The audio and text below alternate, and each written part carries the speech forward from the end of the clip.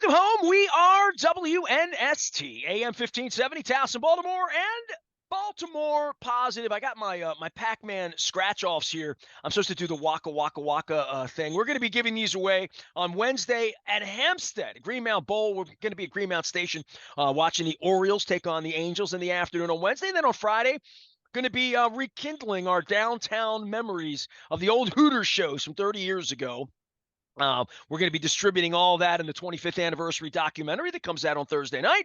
And on Friday, we'll be at Fadley's from 2 until 5. Luke Jones will be with us live from 2 until 3. It's a big day. First off, draft night Thursday, draft night Friday. Luke is headed back out to the Castle, not to the Oriole game.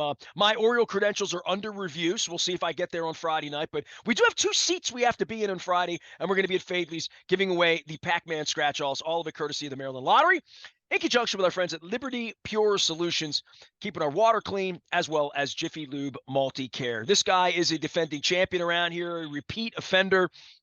And, I've had Susan Fornoff on this week talking old baseball stuff. I reached to my dude, John Miller, not that John Miller, the other John Miller, who's doing the book on Earl Weaver. And there's Earl Weaver stuff because my phone listens to me, John Eisenberg. And when I say Earl Weaver into it, suddenly pictures of Earl Weaver in these old St. Louis Browns uniforms sort of show up, and he looks like Little Rascals. And it shows up on my timeline. And then you're like, the Earl Weaver tapes are being delivered today. And I'm like, all right. Your bird tapes are all over my feed, dear mentor John Eisenberg, former columnist and scribe during the golden age of newspapers back in the day, and I'm trying to relive a little bit of that in my documentary this week. What have you unearthed in these baseball tapes you told me about a month ago that you didn't know a month ago? Because I feel like you're peeling back the onion, because when I talked to you, you hadn't even listened to some of this stuff. I had not listened to some of it, and yeah, I still haven't listened to some of it. I mean, it takes a little bit of doing to get these things up, and as you well know, to get them up and maybe edit it a little bit for clarity and then out to the public. So I'm scrambling as fast as I can, and I got some help. I got a guy helping me, and Jim Bigwood, and so The great there's a Jim lot going Bigwood on. is helping you? That Jim Bigwood? The Jim Bigwood that we all know? That guy. Jim Good. Bigwood that was in Dan Roderick's I was plays, going to and say he was just fantastic in Dan Roderick's play, right? That's how I'll always remember Jim, despite he's worn many hats around town at MPT and other places in Oriole Park.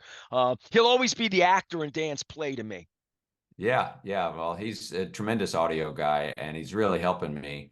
And so I'm learning. I just sitting in listening, and there's so many stories that I've forgotten. I listened to 2 hours of Brooks Robinson, and I love the story he told. I had completely forgotten it, that when he winds up in the commissioner's office, he's in trouble because he thought they thought he'd gotten money under the table. The Cincinnati Reds were mad that they didn't get him. And so they went straight to the commissioner's office. It was the bonus baby era of baseball. There's no draft. So This it's is just 1957, literally? 55. 50, even before that, okay. And so that's a crazy story. Certainly, as you know, with Earl, an hour with Earl, I mean, one thing after the other. I had him, as I wrote in my post at the Bird Tapes. It's Bird Tapes Substack.com. He I interviewed him on a fall morning in 1999. He was sort of lukewarm about the whole thing. I mean, I knew him, and we got along all right, but he's kind of like, we're driving to breakfast where I'm going to interview him, and he says, how much are you paying me for this? And I said, Earl, I am not paying you a dime. And he goes, he's mad. But so he's such a piece of work. And he just had many stories once he kind of calmed down, just on and on about different things. Peeling back the onion, I'm finding unbelievable stuff. I mean, next up in the barrel, I think I'm going to do Paul Blair. I've got like 90 minutes with the late Paul Blair talking about how he got to the Orioles and what it was like to be, a black athlete playing in Baltimore. And it's pretty intense stuff. And there's going to be a lot. That's all I can say. I'm holding back some guys. I'm holding back Frank Robinson. I'm holding back Cal Jr., Boog Powell. I got Dennis Martinez talking about how the Orioles got him out of the jungles of Nicaragua. There's so many stories, and I am excited about it, and it's a lot of fun to be bringing it to people. Now, you were late to get to Belanger, correct? Yes, I missed him. Yeah, I'm trying to think of Yeah. who you missed and who you got, and like, was there a Don Baylor, a Bobby Gritch, a Doug DeCinces? I just go through names, and part of this is the same thing for me. Like, I reached the Don Stanhouse this week. Don's going to come on the show next week, and I keep relationships. Greg Olson and I are still close all these years later, and I reached to him and different players and different people, but I can't reach to Mike Flanagan right now. Neither can you. And I have some archival Flanagan stuff, but Flanagan never sat on the air with me in an archival way. It was always as the general manager or tonight's game or last night's game, in the same way I could talk to you about Albert Suarez right now, but I'm talking to you about the history of Oriole baseball. I've sat with most of these people that you talk about, but I don't know how much of it was when I'm sitting with Brooks that we're really talking about those kinds of things, because Brooks was always talking about tonight's starter, pumping some gasoline at Crown Gasoline, but it was always a current thing. This retrospective thing, I mean, a lot of these guys, to your point, would poo-poo it and say, like Harbaugh is always, well, I don't want to talk, we don't talk big, I don't want to talk about big picture or comparisons or this or that. And all of a sudden you start, um, you went to them specifically to, what was your entree to them? What did you say? I'm writing a book on Orioles history and I want to talk to you about what? I wanted to talk about it. I wanted to talk about everything you experienced in an Orioles uniform. And I know there's not enough time for that, but I'm going to do what I can. And so, yeah, I have a long interview with Elrod Hendricks, who, of course, in many ways was sort of, there was a lot of institutional memory with Elrod Hendricks. I have Mike Flanagan. This is interviewed in 1999. I can't remember where he was. He wasn't a GM yet. I think he was a coach. But Might have really just been the television broadcaster right might have then. just been Maybe. that. And it's Mike Flanagan at his best, funny and wry. And he's talking about the late 70s when, his glory as a pitcher and how he I got can't to the wait to key. hear that. Now, like, I mean, for me, for my heart, for my relationship with him, I didn't do a lot of that with him. We were friends in the real world, and we didn't do a lot of that. He would recollect things, but like that's just I mean, that's gold, dude. That's gold, John. You have that. It is, and I'm trying to do this in a manner where I don't just throw everything at people. I mean, let's bring it out a little bit at a time. It's a lot to sift through. Certainly, I put up with my Earl Weaver tape yesterday, and I heard from a lot of people, and there's a lot of different ways to go with this. Somebody asked me, I was doing another interview. They said, "Did you have any of the general managers?" I said, "I think I have all of them." I have, I have Lee McPhail, who was in the early 60s. I have Harry Dalton. Billy I have, Hunter. pardon me? Billy Hunter. Billy Hunter, I interviewed for my book. Yes, I do have Billy Hunter. So you're Jim going back? Fry. Jim Fry. No, do not have Jim Jim was Fry. still alive and living here in sort of kind of that era, right? I mean, um, I missed some guys. Belanger certainly was a big miss. He was already sick when I was doing this in the fall of '99. I mean, that's the year he died, and so he was sick, and that wasn't going to happen. Cal Senior, I missed Cal Senior. Would have been unbelievable. That's also the year he died, I believe. So, and I didn't get some people. I didn't get John Miller. This is a broadcaster. This was right after he'd left, and I, of course, have a great relationship with him, but. So there are definitely I some could still call him misses. if you want. Yeah. Oh, Well, absolutely. I mean, So it's never, listen, I mean, what I do with Baltimore Positive now, we took phone calls here forever. I'm way more about these kinds of conversations. The kids call them podcasts, John. But they're conversations, reciting the history as people see it and their points of view. And they're all like little books in themselves. And I was conducting a series of interviews 15 years ago before Jen got sick. I was working on a book on Baltimore leadership. So I sat with anybody who had a leadership role, and I still have all of these tapes. They've never been unearthed. They weren't meant for radio. They weren't that sort of format. They were, I guess maybe they're meant for like what we do now, which is just talk to each other, but it wasn't mic'd in that way professionally or anything like that. It was more to be written in a book. And at some point, I'll whip it all out and I'll be like, oh my God, I can't believe Jim Irsay said that, or I can't believe Jim Schwartz said that. But you have this from all of these years, and some of these people are here or not, but the resurrection of Oriole baseball and the sale. Give me your ideology on the last 90 days of you unearthing this, because it is gold. I'm encouraging everybody to go follow John Eisenberg, go listen to this stuff. It's right in my lane. I think it's in the lane of people who want to fall in love with Oriole baseball again and realize the last 30 years ain't been so great. But we won't be reaching to Miguel Tejada for his recollections, or Jeff Kona. You know what I mean? Like, it just won't work that way. Not even Adam Jones or Manny Machado. I think there's a different part of that part of Oriole history that no one will ever have the way you have it right now.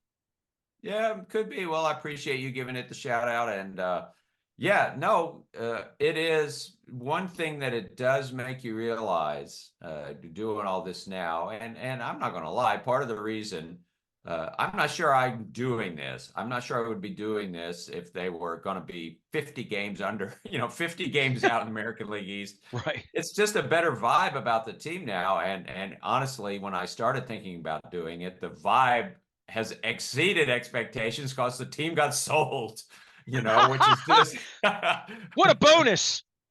huge bonus, and just a massive upgrade in terms of the vibe about the team and what it's all going to mean and where we are going forward. And there's no doubt they have a real nice team on the field right now, and games are fun to watch, and they win a lot of them. And certainly when I was watching the series with the Red Sox, it wasn't last week, maybe the week before, when they went up there and swept them, I thought, golly, I was watching these games and it's like, well, the Orioles are like way better than the Red Sox. I told my wife, I'm like, no, they're really good. Like, they're better than I've ever seen. You would agree with that. You've been here 40 years, man. Like this, there's never been anything, just for the field, just for where they are. Forget the owner, but that's important. I mean, not forget it, but that's tertiary, if not secondary. Just the fact of what they are and how they're comprised, and this opportunity where the Red Sox stink and the Rays are figuring it out and the Yankees are old and sort of brittle. And here we are, man, a month into the season. And I guess part of this is putting the thermometer in and saying, all right, Jackson Holiday this and Colton Cowser that and Jordan Westbrook. I mean, it's typical baseball. That's the reason we love baseball, because we really don't really know how it's going to go. But as I've said to Luke a couple of times, as they went to the West Coast this week and they're coming back to take on this ish show of the Oakland Athletics this weekend, and I'm doing a lot of what that is and the mess of that for Major League Baseball, as opposed to the potential of this and what this can be in this rebirth. The team has been on the field for the first month advertised. I mean, it's playing 700 ball out of the gate, some good, some bad, some pitching up, some pitching down, some bullpen problems. But some of the young talent, I mean, Rutschman hadn't even hit yet. Some of these guys haven't even gotten hot yet. But the Cowser Westberg thing and the Holiday thing, the fact that we're talking about those kinds of guys, it reminds me of when I hated the Oakland A's in 73 and 74. And my dad schooled me on this early on. Coggins, Bunbury, Gritch, Belanger, that Baylor. Oh my God. All of that, not Bobby Baylor, Don Baylor. All of that was coming into that pot in 73, 4, and 5 before the Flanagan, before the trade, before McGregor, any of that happened. And this is the only thing I can compare it to. But they did make that deal for Earl the Big Cat Williams, and that didn't work out well for Earl Weaver. Well, Earl Weaver talked about that in my interview with him. He said, really a shame, we just wasted a lot of talent there. He said he didn't want to catch, just didn't want to catch. So it's so interesting to listen to Earl talk about this stuff. And he did. Also very interesting to hear him talk about something that literally is where the Orioles are right now. He was talking about after 1971, where they're in the World Series with Frank Robinson and Davey Johnson.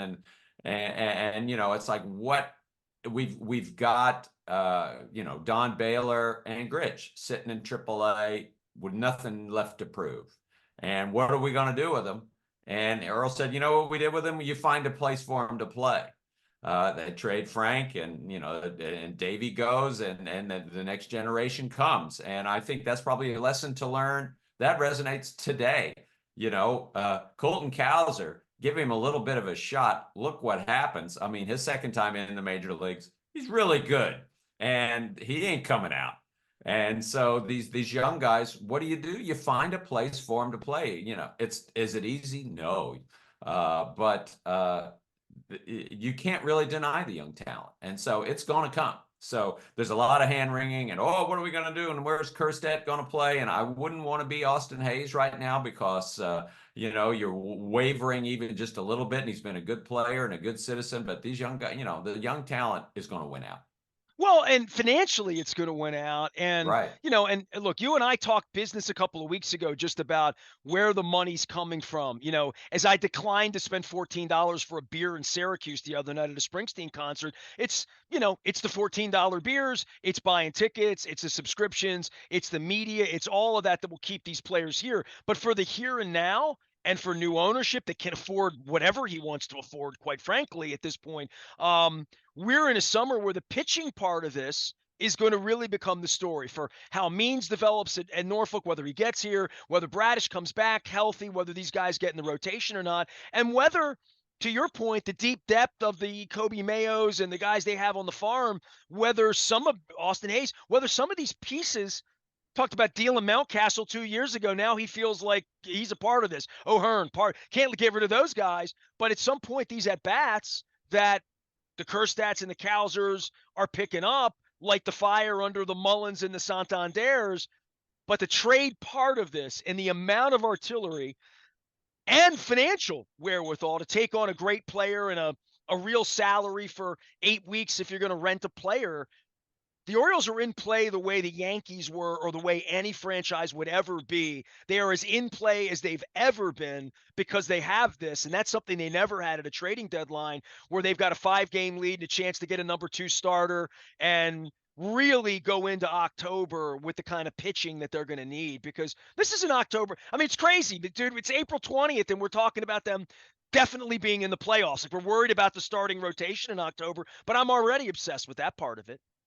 Yeah, you got Corbin Burns pitching game 1.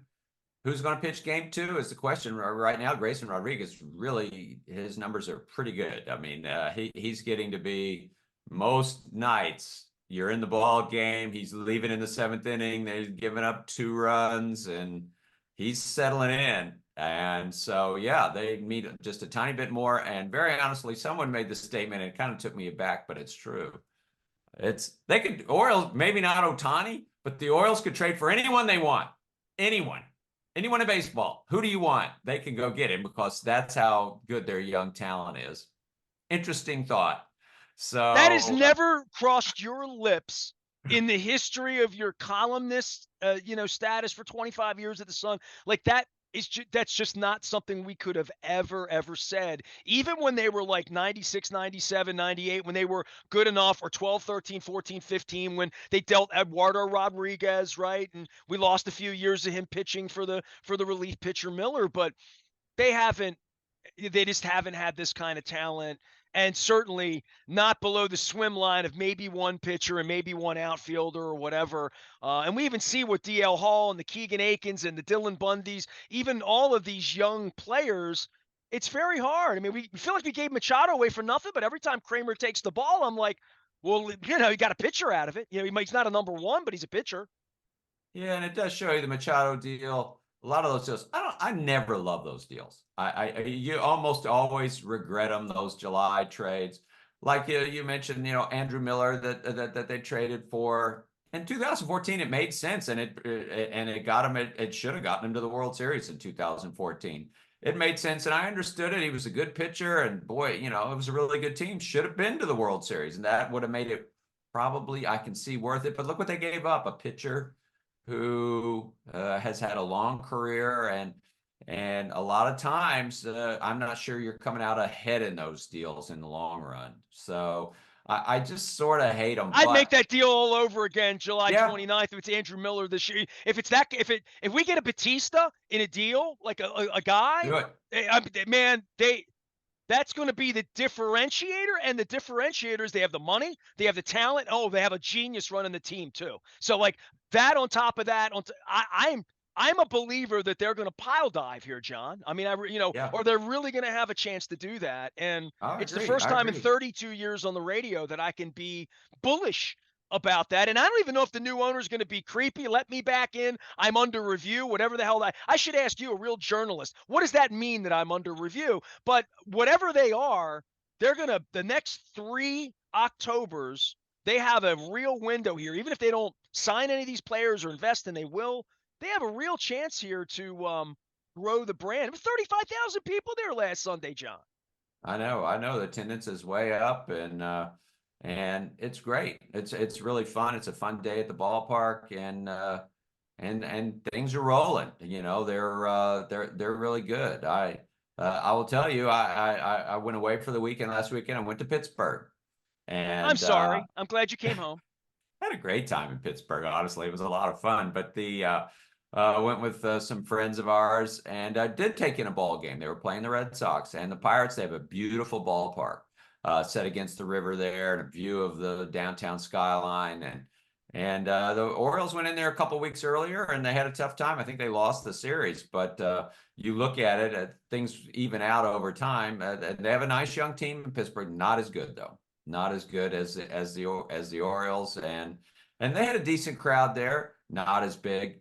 So you know, things are rolling here. There is no doubt, and you can see it, and some when you see some other places. So it's pretty exciting times. I can't have you mention Pittsburgh beating Baltimore in a baseball series without asking you if you found Grant Jackson. Did you find Grant Jackson?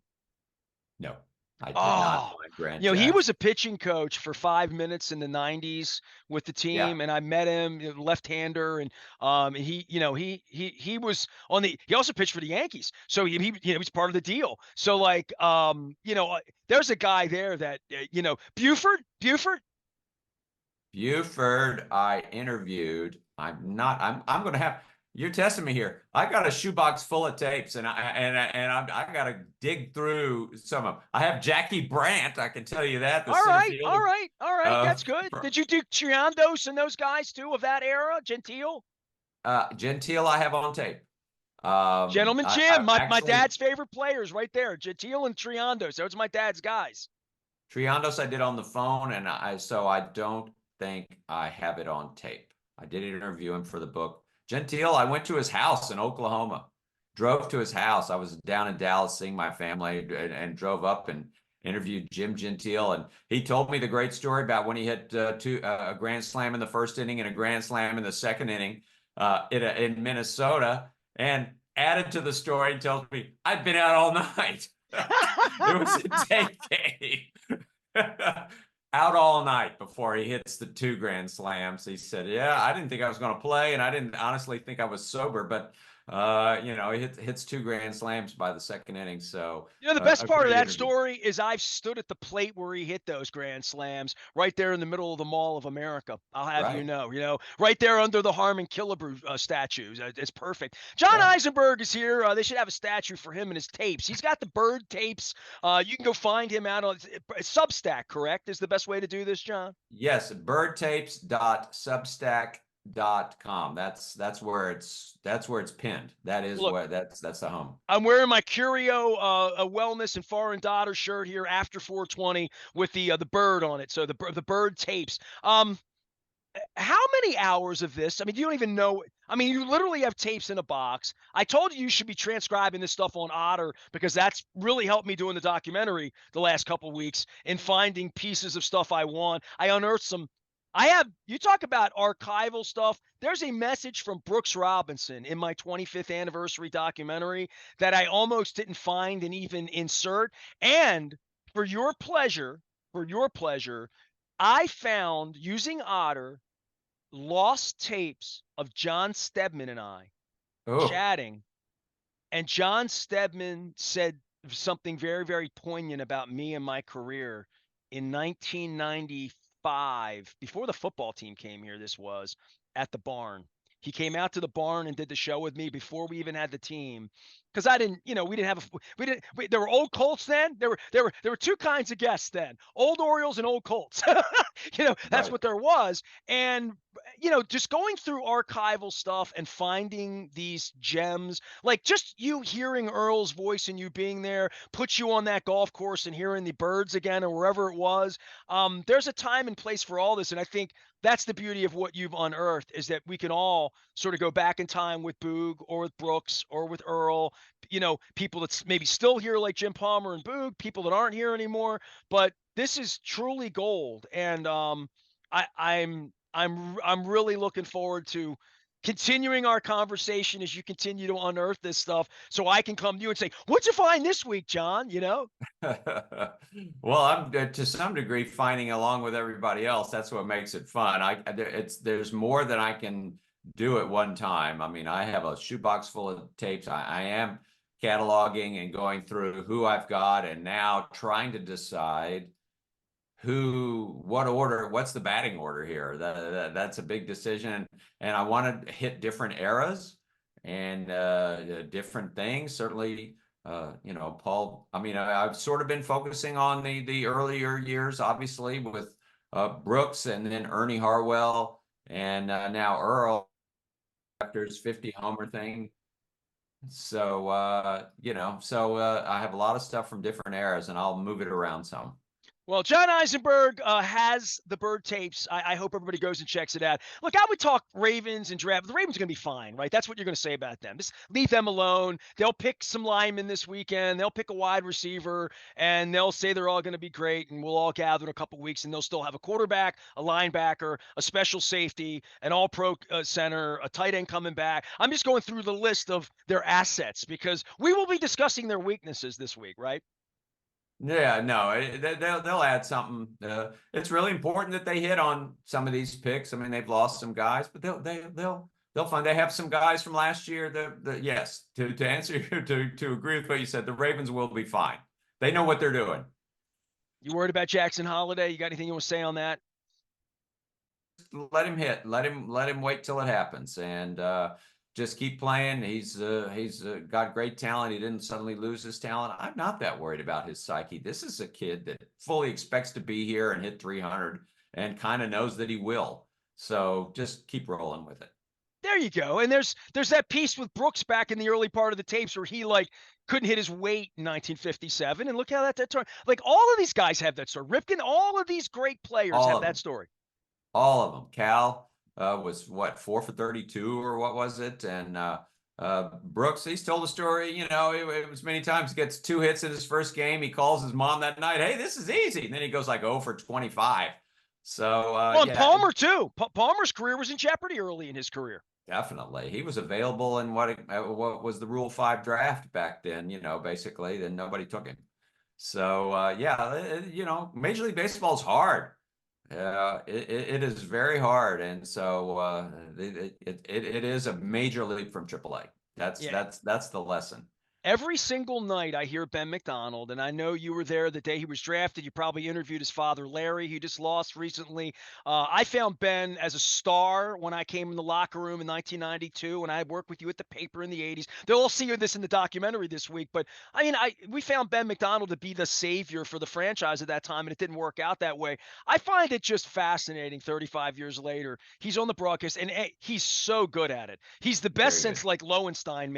He's just so good at it. But more than that, some nights I hear his all shucks and all that, and I think, what does he know about? Oh, he was a 1-1 who 1-1 didn't fail but didn't succeed, right? I mean, had a nice career, would have been nice under any circumstance. If he was drafted 23rd in the first round, you'd say was good and whatever. But when you're 1-1 and you're him or BJ Suroff, you sort of wear that forever, that you go to the Hall of Fame, or the 15-year career you had somehow wasn't, was Andrew Luck. It wasn't Peyton Manning, Right. Yeah. And that has Ben's fate. He's pretty funny talking about it. I mean, he has a great attitude. It obviously didn't crumble him. And he did have a good career. He did get hurt too. He got injured. And But he makes just the games better, right? Like, I mean, the games as a fan at home, which is the way most of us, I mean, all of us get all the road games that way, right? Like the broadcasts are really, really important. And oh, and seeing it now when the team's good, it's even more important. And I think it's more important that you get educated. I think Kevin Brown always talking about, well, I was talking to Mountie in the cage today, and we were talking about launch angle and spin rate and like all of these things that you and I never talked to Greg Biagini and Dick Bosman about at the cage because things didn't exist. yes, well, that all has changed. I mean, it is the science of baseball, the nuts and bolts of baseball, and of course, there's a lot more science than there used to be. A little too much. There's a little too much. I always laugh when the pitching coach comes out. And it used to be you go back 30 years, pitching coach would kind of amble out there and scratch his shoulder and say, oh, you're flying, open your shoulder, and don't do that anymore. And that was it. But now they come out and guarantee you they're talking technique and spin and all this stuff. I said these conversations have gotten a lot more complicated, and I sure hope there's an interpreter if he's speaking Spanish. So it's gotten more complex. Yeah, you and I geese out, and I had Susan Fornoff on this week talking about Dave Kingman and the Rat and her being a female in the early '80s and the News American, all the stuff that plays into, the documentary and plays into like what you're doing with bird tapes and what I've done with trying to archive 40 years of doing this for a living and meeting you when I was a snot-nosed 16-year-old kid in the press box at Memorial Stadium one day, Mr. Eisenberg. Um, I had a close relationship with Tony Gwynn. I mean, like in just I spent a lot of time in San Diego chasing girls, staying with my aunt, going to baseball games. There was never anybody there. It was Jack Murphy. There was nobody there. I mean, I would walk in at 3 o'clock and I knew everybody because Mel Proctor was there. The Padres people were there. And I befriended people and Tony Gwynn would sit with me and I was in it was like literally a closet. It was a closet with video cassettes. They were stacked up. They were all sloppy. And he had a VHS machine that he used to hit. And this was in 1994, 5, 6, 7. This was science. This was my dad getting a copy of Ted Williams, The Science of Hitting, which he gave me when I was 6 years old. My dad used to get these slide projectors on technique and Rod Carew and how he would like my dad was really into baseball and really into the science of baseball and Ted Williams and Stan Musial and how to hit for a better average and walks a good as a hit, all those kinds of Earl Weaver stuff. My dad loved that stuff. But Tony Gwynn, I went through the tapes and archived to see if he said my name or said something that I could use. He didn't, but I sat and I looked at the part of it and I thought, man, how far we've come where he was the only guy doing it then, really the only guy doing it. And then there was a room that the Orioles had where they would bring guys in and start to, before they threw me out in those six, the Conine Segui era, by then, 5, 6 years later, they had a video room and they would study video. But come on, man, you were down in Fort Lauderdale in the early '90s with Cal and Surhoff and Baines. They didn't any video any of that stuff. They had a ball on a tee in a cage and some hot coffee there and mice running through the place. Yeah, no, it was in a little crappy stadium, and no, it was pretty sad. Where the Orioles were in the early '90s before Sarasota.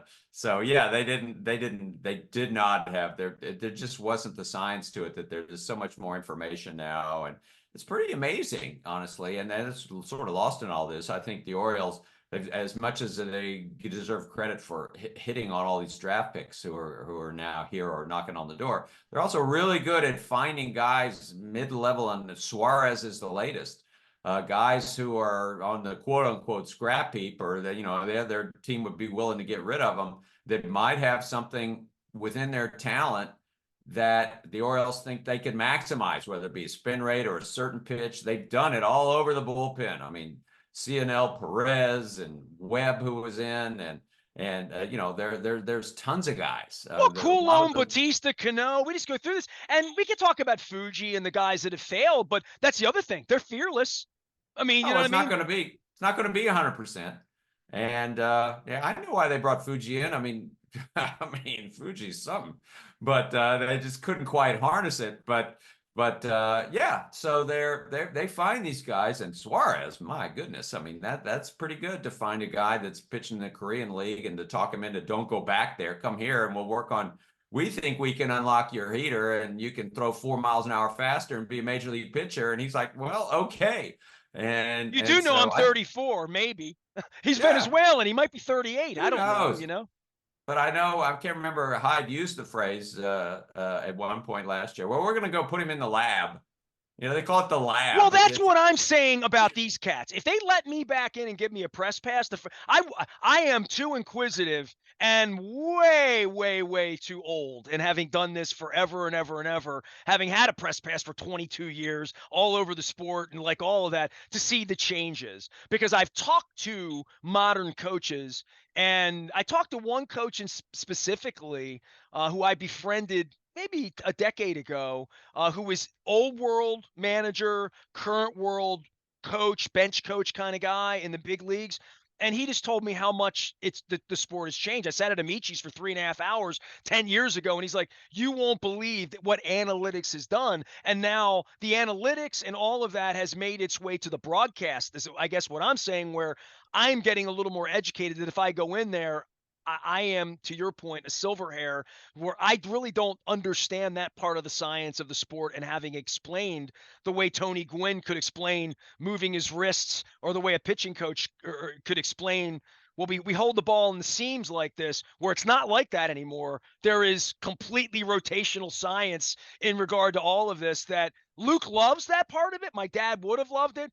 To your point, you and I are like, yeah, just give me 9 innings and get it in 2.5 hours. But there's a deeper dive to be taken, I think, in modern baseball. And Earl Weaver would love this. Back to your bird Oh, tapes. Earl would eat this up, right? oh, well, he would have been, I mean, he was sort of the first and foremost. I mean, he, in my interview with him, he talks about how the index cards got going. You know, he goes to Bob Brown in 19, and it's how his mind worked. It's all it is. Hey, how does Boog Powell hit Jim Lonborg? You know, can you get me that information? He asked Bob Brown, how long would it take for you to get me that information? And he said, oh, it's easy. Bob Brown, the late Bob Brown said it's easily done. So that's where it started. And really, that's almost the ground zero for modern analytics. You know, as Earl Weaver saying, can you tell me how X hits Y? And I'm going to make my lineup up with that under consideration. And so it's pretty crazy that it's come from there to that point. You know, it's amazing to me all these years in Rubenstein buying a team. You say something like Bob Brown. Bob Brown loved me. He loved me. You know what I mean? Yeah. He loved me because I was an Aparicio. He loved me because I love baseball. He loved me because we could sit and talk about like all. Bob Brown was the historian of like literally, right? Like Yeah. of all the names you'd mention, if it's lost on anybody else, that was Charles Steinberg. May be the next version of that, and Rick Vaughn and some of those folks that really carry the history of Oriole baseball in them. That Cal and Billy right now with their father, but we're losing a lot of folks that can't Yeah. speak that language, right? And that's why you're Yeah. keeping this alive, honestly. Yeah. Yeah. Well, it's a lot of fun. I'm enjoying it. All right. Well, I love you. You know that. I appreciate you. John Eisenberg, mentor, friend, colleague, ally, sometimes foil and foe when we're discussing things. We haven't talked about the designated hitter, and we'll do that in the next segment. You can go check out the bird tapes that he has out there, and support him and what he's doing out at Substack. As always, we're always supporting good local journalism around here and great, wise conversations. John, I owe you a crab cake. We're going to get to the ballpark at some point this year. All right. Sounds good. I appreciate it, They're as they're always. they're too good to ignore. I am Nestor. We are WNST AM 1570 Towson, Baltimore. Luke and I are going to be at Fadley's on Friday. Oakland A's in town. Lots of wise conversations coming your way here at Baltimore Positive.